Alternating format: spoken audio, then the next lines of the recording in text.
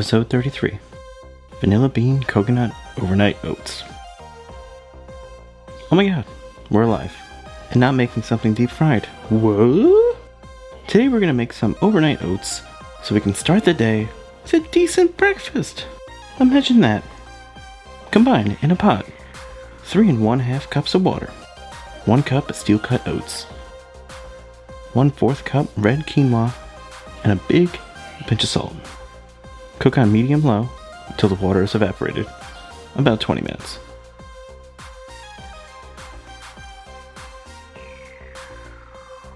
Let's talk about my overnight oats journey. I tried a few recipes before. This one was my favorite. Going through some pre-packaged stuff that I immediately threw out because it was garbage. The reason this haul started was because I got the one from Starbucks and it was actually pretty good. But throwing down $4 each time, I started to look for something better. So I bought bulk of most of these ingredients.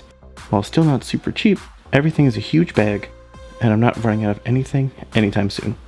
24 ounces of oats, $6.69. 24 ounces of almonds, $9.50. 12 ounces of coconut chips, $9. 3 pounds of quinoa, $12.68.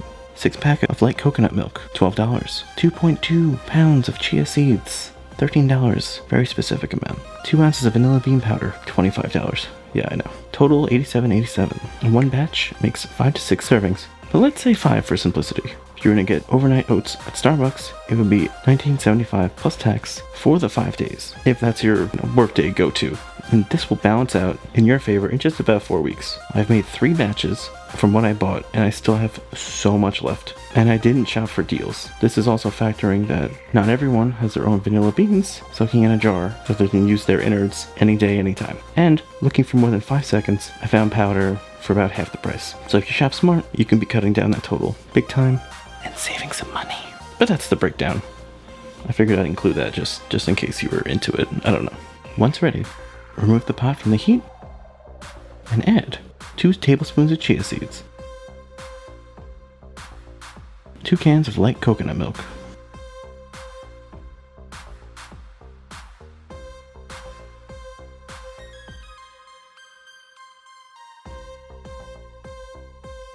three tablespoons of maple syrup or honey,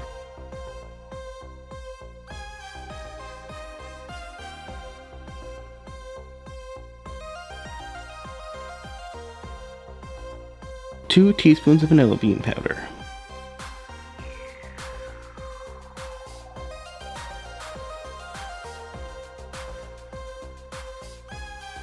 mix to combine. And while you let it cool, let's get our crunchy toppings ready, both optional. Spread a little to a lot of sliced almonds on a foil-lined sheet pan and throw them in a 350-degree oven for about 5 to 6 minutes while mixing them about halfway through. They're ready when they start to brown, a little or a lot. It's up to you. Next up, coconut chips. Toss into a skillet on medium heat, constantly mixing until it visibly starts to brown.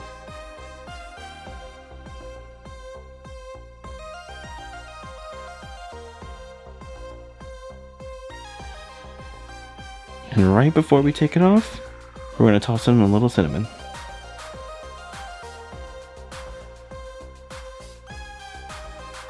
Now, the fun of storing your cooled mush. I used mason jars because, well, I have them, and I can evenly separate them for the next day. But use whatever you have. Once filled, place them in your fridge.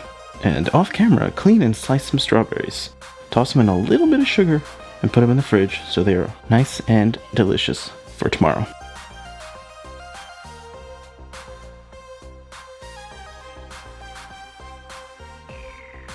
Next day, we're ready for some breakfast. Grab a bowl, or eat it out of the jar. Do use this. Start with some of the oats.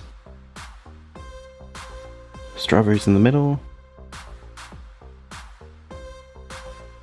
Half and half. Toasted almonds, coconut chips.